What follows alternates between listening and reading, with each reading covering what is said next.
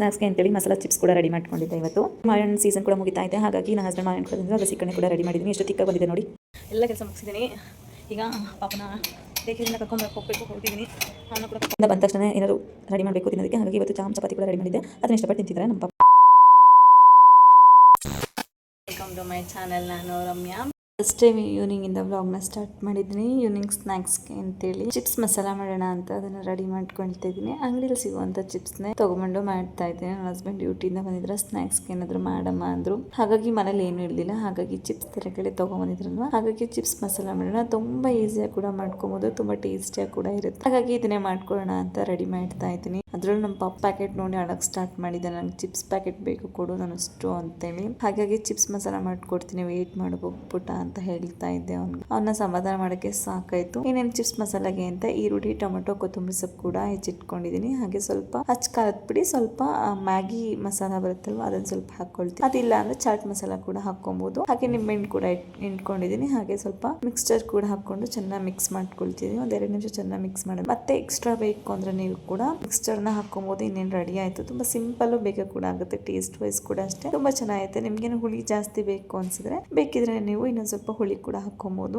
ನಮ್ಮ ಪಾಪು ನೋಡಿ ಎಲ್ಲ ಖಾಲಿ ಆದ್ಮೇಲೆ ಅಮ್ಮನ ಹೆಂಗ್ ತಿನ್ನಿಸ್ತೀನಿ, ಪಪ್ಪನ ಹೆಂಗ್ ತಿನ್ನಿಸ್ತೀನಿ ಅಂತೇಳಿ ಖಾಲಿ ಆಗಿರೋ ಪ್ಲೇಟ್ ತಿನ್ನಿಸ್ತಿದ್ದಾನೆ ಅವ್ರ ಪಪ್ಪಗೆ. ಅದ್ರ ಫುಲ್ ಖಾಲಿ ಆಗಿದೆ. ಕೆಲವೊಂದ್ ಕಡೆ ಮಾತ್ರ ಚಿಪ್ಸ್ ಮತ್ತೆ ಆ ಟೊಮೆಟೊ ಕೂಡ ಅಂಟ್ಕೊಂಡಿದ್ದಲ್ವಾ ಅದನ್ನೇ ತಿನ್ನಿಸ್ತಾ ಇದ್ದ ಅವ್ರ ಪಪ್ಪಗೆ. ಮಕ್ಳು ಏನೇ ಮಾಡಿದ್ರು ಚಂದ ಅನ್ಸುತ್ತೆ ನೋಡಿ. ಇರ್ಬೇಕಾದ್ರೆ ತಿನ್ನಿಸು ಅಂದ್ರೆ ಯಾರು ಕೂಡ ತಿನ್ನಿಸ್ತಿರ್ಲಿಲ್ಲ. ಈಗ ಖಾಲಿ ಆದ್ಮೇಲೆ ಅಮ್ಮಮ್ಮ ಅದ್ರಲ್ಲಿ ಇದೆ ನೋಡು ಟೊಮೆಟೊ ಇಲ್ಲ, నేను ಅವ್ರ ಜೊತೆ ಟೈಮ್ ಸ್ಪೆಂಡ್ ಮಾಡ್ತಿದ್ರೆ ಮತ್ತೆ ಅಡಿಗೆ ಮಾಡ್ಬೇಕು ಅಂತ ನೈಟ್ಗೆ ಅಂತೇಳಿ ಚಪಾತಿ ರೆಡಿ ಮಾಡ್ಕೊಳ್ತಾ ಇದ್ದೀನಿ. ಚಪಾತಿಗೆ ಅಂತ ನಾನು ಎಣ್ಗಾಯಿ ಪಲ್ಯ ಮಾಡ್ಕೊಂಡಿದ್ದೆ. ಸುಮಾರು ಯೂಟ್ಯೂಬರ್ಸ್ ಗಳೆಲ್ಲ ಹಾಕಿರ್ತಾರೆ ಎಣ್ಗಾಯಿ ಪಲ್ಯ. ನಾನು ಸಿಂಪಲ್ ಆಗಿ ಕೂಡ ಮಾಡ್ಕೊಂಡಿದ್ದೆ. ನನ್ನ ಚಾನಲ್ ಕೂಡ ಬ್ಲಾಗಲ್ಲಿ ಒಂದು ಟೈಮ್ ಹಾಕಿದ್ದೆ, ಹಾಗಾಗಿ ಈ ಬ್ಲಾಗಲ್ಲಿ ತೋರಿಸ್ತಿಲ್ಲ. ನಮ್ಮ ಪಾಪಗೆ ಹಠ, ಎತ್ಕೊಂಡು ನೋಡ್ಬೇಕು ಅವನು ಚಪಾತಿ ಬೇಯಿಸೋದೆಲ್ಲ. ಹಾಗಾಗಿ ಎತ್ಕೊಂಬಮ್ಮ ಅಂತ ಹಠ ಮಾಡ್ತಿದ್ರು. ಎತ್ಕೊಳ್ತೀನಿ ಚಪಾತಿ ಬೇಯಿಸ್ಬಿಟ್ಟು ಅಂತ ಹೇಳಿದ್ರೆ ನಾನು ಎತ್ಕೊ ಅಂತ ತುಂಬಾನೇ ಹಠ ಮಾಡ್ತಿದ್ರು. ಸರಿ ಅವ್ರಿಗೂ ಕೂಡ ಚಪಾತಿ ಊಟ ಮಾಡಿಸ್ಬೇಕು. ಸ್ವಲ್ಪ ಹಿಟ್ಟನ್ನು ಕೂಡ ಬೆಳಿಗ್ಗೆ ಅಂತ ಎತ್ತಿಟ್ಟಿದ್ದೀನಿ ಅವ್ರ ಲಂಚ್ ಬಾಕ್ಸ್ಗೆ. ಮತ್ತೆ ಬೆಳಿಗ್ಗೆ ಕೋಸ್ಟನ್ ಚಪಾತಿನೇ ಮಾಡ್ಕೊಳ್ಳೋಣ ಅಂತ. ಇನ್ನೊಂದು ಪಾತ್ರೆ ಎಲ್ಲ ವಾಶ್ ಮಾಡ್ಕೊಬೇಕು. ಇನ್ನೊಂದು ಚಪಾತಿ ಎಲ್ಲ ಲಟ್ಟಿಸ್ತಾ ಇದ್ದೆ. ಪಾಪ ಕೂಡ ಊಟ ಮಾಡಿಸ್ಬೇಕು. ಇನ್ನೊಂದು ನಾವೆಲ್ಲ ಕೂಡ ಊಟ ಮಾಡ್ಬೇಕು. ನೈಟ್ ರೋಟೀನ್ ಇದೇ ರೀತಿ ಇರುತ್ತೆ. ಇನ್ನೊಂದು ಚಪಾತಿ ಸ್ವಲ್ಪ ಬೇಯಿಸೋದು ಕೂಡ ಇತ್ತಲ್ವಾ, ಹಾಗಾಗಿ ಅವನು ಕೂಡ ಬೇಯಿಸ್ಕೊಳ್ತಾ ಇದ್ದೀನಿ.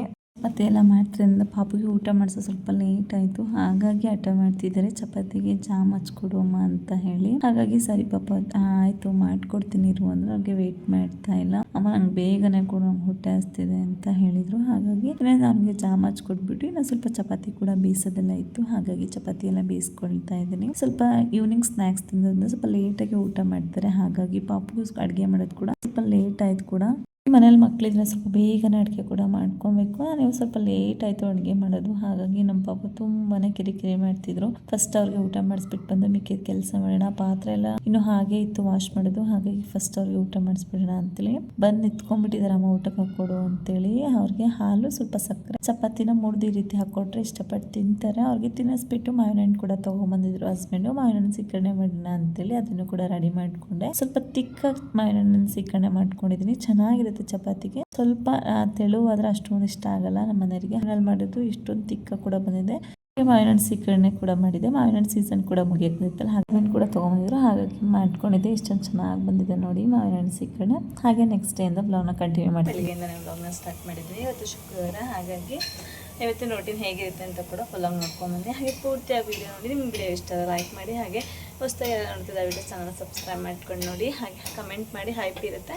ಬ್ಲಾಗ್ ಯಾವ ರೀತಿ ಬರ್ತಿದೆ ಅಂತ ಕೂಡ ಕಮೆಂಟ್ ಸೆಕ್ಷನ್ ತಿಳಿಸಿ. ಹಾಗೆ ಬೆಳಗ್ಗೆ ಟಿಫನ್ ಎಲ್ಲ ಮುಗಿಸ್ಬಿಟ್ಟು ಪಾಪುನ ಡೇ ಕೇರಿಗೆ ಬಿಟ್ಟು ಬಂದು ಅವನಿಗೂ ಕೂಡ ತಿನ್ನಿಸಿ ಮನೆಯೆಲ್ಲ ಸ್ವಲ್ಪ ಧೂಳ ಕೊಟ್ಕೊಂಡು, ಶುಕ್ರವಾರ ಆಗಿತ್ತಲ್ವ ಕಸ ಹೊಡ್ಕೊಂಡು ಎಲ್ಲ ಒರೆಸ್ಕೊಳ್ತಾ ಇದ್ದೀನಿ. ಹಾಗೆ ಉದಿಸ್ಲು ಪೂಜೆ ಕೂಡ ಮುಗಿಸ್ಕೊಂಡಿದ್ದೀನಿ. ಅದೆಲ್ಲ ವಿಡಿಯೋ ಮಾಡ್ಕೊಳಕ್ಕಾಗಲಿಲ್ಲ, ಯಾಕಂದ್ರೆ ಟ್ರೈಪ್ಯಾಡ್ ಇಲ್ದಿದ್ದ ಕಾರಣ ವಿಡಿಯೋ ಮಾಡ್ಕೊಳಕ್ಕಾಗ್ತಿಲ್ಲ. ಹಾಗಾಗಿ ಚಿಕ್ಕ ಚಿಕ್ಕ ಕ್ಲಿಪ್ಪಿಂಗ್ಸ್ಗಳನ್ನ ಆ್ಯಡ್ ಮಾಡ್ತಿದ್ದೀನಿ. ಒಂದೆಲ್ಲ ಒರೆಸಿದ ತಕ್ಷಣ ಫಸ್ಟ್ ನಾನು ಉದಿಸ್ಲು ಪೂಜೆ ಮುಗಿಸ್ಕೊಂಡ್ಬಿಡ್ತೀನಿ. ಉದಿಸ್ಲು ಪೂಜೆ ಮುಗಿಸಾದ ನಂತರ ನಾನು ಫ್ರೆಶ್ ಅಪ್ ಆಗಿಬಿಟ್ಟು ಬಂದು ಮನೆ ಪೂಜೆ ಕೂಡ ಮುಗಿಸ್ಕೊಳ್ತೀನಿ. ಇವತ್ತು ಬೇರೆ ಶುಕ್ರವಾರ ಐತಲ್ವ, ಹಾಗಾಗಿ ಬೇಗನೆ ಕೆಲಸ ಆಯಿತು. ಯಾಕಂದರೆ ಪಾಪು ಡೇ ಕೇರ್ಗೆ ಹೋಗೋದ್ರಿಂದ ನಂಗೆ ಅಷ್ಟೊಂದು ಕಷ್ಟ ಅನ್ಸಲ್ಲ, ಬೇಗನೆ ಕೆಲಸ ಪೂಜೆ ಎಲ್ಲ ಮುಗಿಸ್ಕೊಳ್ತೀನಿ. ಸ್ವಲ್ಪ ಬೇಗ ಕೂಡ ಪೂಜೆ ಆಯ್ತು ಇವತ್ತು. ನಮ್ಮ ಪಾಪನ ಬೆಳಗ್ಗೆ ಡೇಕೆರೆ ಕಳಿಸ್ಬಂದಿದ್ನಲ್ವ, ಹಾಗಾಗಿ ಇನ್ನೇನು ಸಿಂಪಲ್ ಪೂಜೆ ಕೂಡ ಮುಗಿಸ್ಕೊಂಡು ಉದಿಸ್ಲಿಗೂ ಅಷ್ಟೇ ತುಪ್ಪ ಹಾಕಿಬಿಟ್ಟು ಮನೆ ಕೂದಲೆಲ್ಲ ಆರಿಸ್ಕೋಣ ಅಂತ ಬಂದೆ. ಹಾಗೆ ಸ್ವಲ್ಪ ಬಟ್ಟೆ ಇತ್ತು, ಹಾಗಾಗಿ ಅದನ್ನ ಎತ್ಕೊಬೇಕಾಯ್ತು. ಸ್ವಲ್ಪ ವಾತಾವರಣ ಮಳೆ ಬರೋ ರೀತಿ ಇತ್ತು, ಹಾಗಾಗಿ ಬಟ್ಟೆ ಎಲ್ಲ ಒಣಗಿದಾವೆ ಅಂತ ನೋಡೋಣ ಅಂತ ಬಂದೆ. ಇನ್ನೂ ಸ್ವಲ್ಪ ಒಣಗಬೇಕಾಗಿತ್ತು. ಕೆಲವೊಂದು ಬಟ್ಟೆ ಮಾತ್ರ ಒಣಗಿದ್ವು, ಹಾಗಾಗಿ ಬಟ್ಟೆ ಹಾಗೆ ಬಿಟ್ಟೆ. ಮಳೆ ಬರೋ ಹಾಗೇನು ಇರಲಿಲ್ಲ, ಮೋಡ ಕವಿದ ವಾತಾವರಣ ಇತ್ತು. నేను ಕೂದಲು ಒಣಗಿಸ್ಕೊಳ್ಳೋಣ ಅಂತ ಕೂದಲು ಕೂಡ ಒಣಗಿಸ್ಕೊಳಕ್ಕೆ ಬಿಸಿಲೇ ಇರಲಿಲ್ಲ, ಹಾಗಾಗಿ ಒಂದು ಸ್ವಲ್ಪ ಹೊತ್ತು ನೋಡಿ ವಾತಾವರಣ ಎಲ್ಲ ತುಂಬಾನೇ ಚೆನ್ನಾಗಿತ್ತು ಇವತ್ತು. ತುಂಬಾ ಬಿಸಿಲು ಇಲ್ಲ ಅಥವಾ ಮಳೆನೂ ಇಲ್ಲ, ಆ ರೀತಿ ವಾತಾವರಣ ಇತ್ತು. ಇನ್ನೇನು ಒಳಗಡೆ ಬಂದು ಇನ್ನೇನು ಅಡುಗೆ ಕೂಡ ಮಾಡ್ಕೋಬೇಕು. ನೋಡಿ ಎಷ್ಟು ಚೆನ್ನಾಗಿದೆ ವಾತಾವರಣ ಇವತ್ತಂತೂ. ಟಿಫನ್ಗೆ ಅಂತೇಳಿ ಚಪಾತಿ ಕೂಡ ರೆಡಿ ಮಾಡಿ ಬಾಕ್ಸಿಗೆ ಹಾಕಿ ಕಳಿಸಿದ್ದೆ ಪಾಪುಗೆ. ಹಸ್ಬೆಂಡ್ ಕೂಡ ಟಿಫನ್ ತಿನ್ಕೊಂಡು ಹೋಗಿದ್ರು. ಇಲ್ಲ ನಮಗೆ ಅಂತೇಳಿ ಟಿಫನ್ ರೆಡಿ ಮಾಡ್ಕೊಬೇಕು. ನಾನು ಶುಕ್ರವಾರ ಸೋಮವಾರ ಪೂಜೆ ಎಲ್ಲ ಆದ್ಮೇಲೆ ಟಿಫನ್ ತಿನ್ನೋದು, ಅಲ್ಲಿವರೆಗೂ ನಾನು ಏನು ಕೂಡ ತಿನ್ನೋದಿಲ್ಲ. ಹಾಗಾಗಿ ನನಗೆ ಅಂತ ನಾನು ಇನ್ನೂ ಏನು ಮಾಡ್ಕೊಂಡಿರಲಿಲ್ಲ, ಹಾಗಾಗಿ ಇನ್ನೇನು ಚಪಾತಿ ಲಟ್ಟಿಸ್ಕೊಳ್ಳೋಣ ಅಂತ ಬಂದೆ.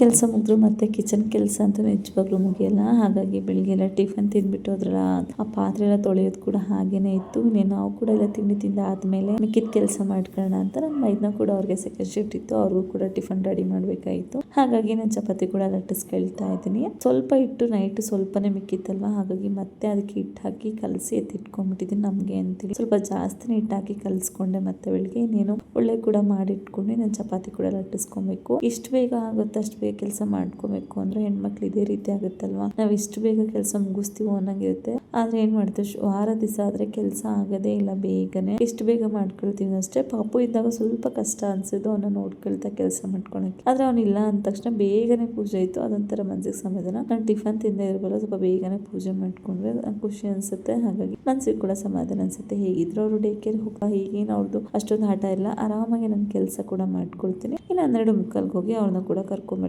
ಆರಾಮಾಗಿ. ಇನ್ನೇನು ಪಲ್ಯ ಕೂಡ ಎಲ್ಲ ರೆಡಿ ಆಗಿತ್ತು. ಮಧ್ಯಾಹ್ನಕ್ಕೆ ಸ್ವಲ್ಪ ಸಾಂಬಾರು ಕೂಡ ಮಾಡ್ಕೊಬೇಕು. ಫಸ್ಟ್ ಟಿಫನ್ ಎಲ್ಲ ತಿಂದಾದ್ಮೇಲೆ ಮಿಕ್ಕಿದ ಕೆಲಸ ಮಾಡ್ಕೊಳ್ಳೋಣ ಅಂತ ಹೇಳಿ. ಹಾಗೆ ಮೈದ್ನವ್ರು ಕೂಡ ಸೆಕೆಂಡ್ ಶಿಫ್ಟ್ ಇತ್ತಲ್ಲ, ಅವ್ರಿಗೂ ಅಷ್ಟೇ ಟಿಫನ್ ಎಲ್ಲ ರೆಡಿ ಮಾಡಿಕೊಟ್ರೆ ಅವರು ತಿಂದ್ಬಿಟ್ಟು ಡ್ಯೂಟಿಗೆ ಹೋಗ್ತಾರೆ. ಆಮೇಲೆ ಪಾಪ ಕರ್ಕೊಂಡ್ಬಂದ್ರೆ ಆರಾಮಾಗಿ ಕೆಲಸ ಕೂಡ ಆಗುತ್ತೆ. ಅವ್ರು ಬಂದ್ಮೇಲೆ ಅವ್ರನ್ನ ಸ್ವಲ್ಪ ಆಟ ಆಡಿಸಿ ಅವ್ರ ಜೊತೆ ಟೈಮ್ ಸ್ಪೆಂಡ್ ಮಾಡಾದ್ಮೇಲೆ ಹಾಗೂ ಏನಾದ್ರು ಊಟ ಮಾಡಿಸಿ ಮಲಗಿಸ್ತೀನಿ. ಕೆಲಸ ಮುಗಿಯೋಷ್ಟಲ್ಲಿಗೆ ಆಗೋಗ್ಬಿಡುತ್ತೆ 1 ಗಂಟೆ. ಹಾಗಾಗಿ ಎಷ್ಟು ಬೇಗನೋ ಅಷ್ಟು ಬೇಗನೆ ಕೆಲಸ ಮುಗಿಸ್ಕೊಂಡು ಕರ್ಕೊಂಬಂದ್ಮೇಲೆ ಕೆಲಸ ಮಾಡೋಕ್ಕಾಗೋದಿಲ್ಲ, ಅವನ ಜೊತೆ ಟೈಮ್ ಸ್ಪೆಂಡ್ ಮಾಡೋಕ್ಕೆ ಆಗೋಗುತ್ತೆ. ಎಲ್ಲ ಕೆಲಸ ಮುಗಿಸಿದ್ದೀನಿ.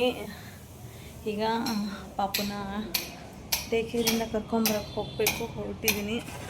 ಅವನ್ನ ಕೂಡ ಕರ್ಕೊಂಬರ್ಬೇಕು. ಆಲ್ರೆಡಿ 1 ಗಂಟೆ ಆಯಿತು, 1 ಹಾಫ್ ಡೇ ಅಷ್ಟೇ ಬಿಟ್ಟಿದ್ದೀನಿ. ಹಾಗಾಗಿ ಈಗ ಹೋಗ್ಬಿಟ್ಟು ಅವನ್ನ ಕರ್ಕೊಂಬಂದರೆ ಕೆಲಸನ ಮುಗಿಯುತ್ತೆ.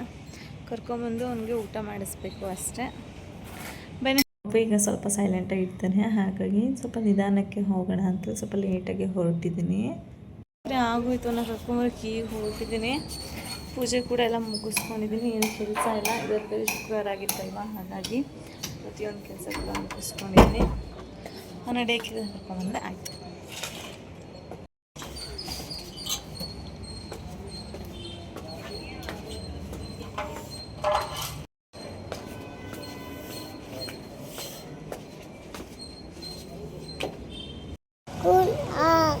ಮುಗೀತಾ? ಮುಗೀತಂತೆ ಸ್ಕೂಲು. ಚೆನ್ನಾಗಿತ್ತ ಸ್ಕೂಲ್ ಇವತ್ತು? ಹೇಳು ಮತ್ತೆ. ಸ್ಕೂಲ್ ಮುಗೀತು ಪಪ್ಪ?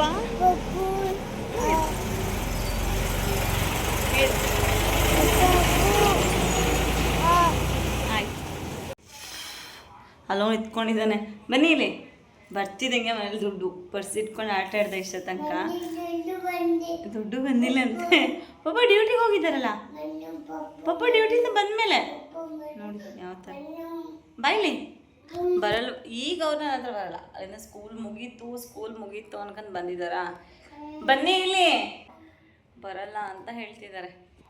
ನಾನು ಕರೆದ್ರೂ ಕೂಡ ಅವ್ರು ಬರ್ತಾನೆ ಇಲ್ಲ, ನಾನು ಕರಿತಾನೆ ಇದ್ದೀನಿ. ಪಪ್ಪ ನನಗೂ ಇಲ್ಲ.